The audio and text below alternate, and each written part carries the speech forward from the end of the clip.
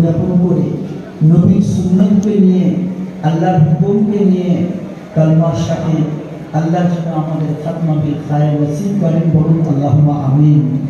আরেকটা কথা, সেটা হচ্ছে ভাই, আজকের যে স্বাগতম, আজকের যে এই ফুলের মালা, আজকের যে এই সমস্ত জিনিস যে স্বাগতম, যেদিন আল্লাহ তাবারক তাআলা আমাদেরকে এই পৃথিবীতে ভালো আমল করে দিয়ে জান্নাতে যেদিন ফেরেশতারা আমাদের স্বাগতম জানাবেন, সেটাই হচ্ছে আসল।